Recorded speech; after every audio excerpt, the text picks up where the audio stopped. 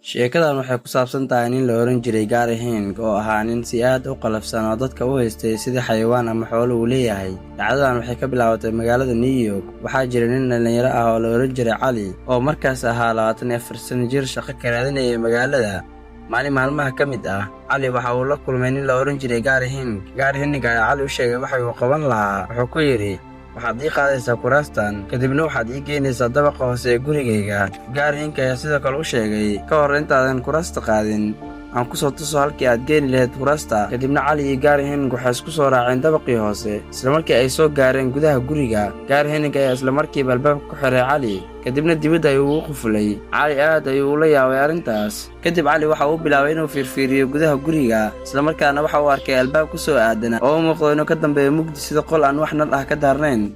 Cali waxa uu galay albaabkii, kadibna waxa uu halkaas ku arkay waxa uusan weligii filayn inuu arko. Waxa uu arkay dumar silsilad lagu xiray oo u muuqday kuwo gaajo iyo xanuun la ildaran. Qaar ka mid ah way dhaawacnaayeen, qaar kalena xitaa waxay waayeen qaybo ka mid ah jidhkooda. Cali inta uu argagaxay ayuu u cararay albaabkii uu ka soo galay, kadibna waa uu gargaraacay isagoo filaya inuu Gary Hink ka furi doono. Balse Gary Hink isagoo sita biskoolad ayuu taagnaa Cali gadaashiisa. Gary Hink ayaa Cali u sheegay inuu yahay qofkii lixaad ee uu soo afduubto, wuxuuna u sheegay inuu halkaas ku noolaan doono isagoona ula dhaqmayo sidii xoolaha. Gary Hink wuxuu ahaa nin aaminsan fikrad qaldan oo waali ah. Cuntada uu dadkaas siin jiray waxay ahayd mid aad u xun, mararka qaarkoodna waxa uu keenayay hilib dadka uu u sheegi jiray inuu yahay qof kale oo iyaga ka mid ah. Xitaa waxa uu ku qasbi jiray inay ku dul fadhiistaan meedadka dad kale uu dilay. Mid ka mid ah gabdhihii uu haystay oo magaceeda la oran jiray Sarah ayaa u dulqaadan weyday noloshaas, iyadoo adeegsanaysa dhiiranaan aan la rumaysan karin ayay ku guulaystay inay baxsato. Waxayna u tagtay booliiska iyadoona u sheegtay halka uu Gary Hink ku hayo dadka kale. Boolisku waxay weerareen gurigii Gary Hink, waxayna la kulmeen muuqaal aad u naxdin badan. Gary Hink waa la soo qabtay,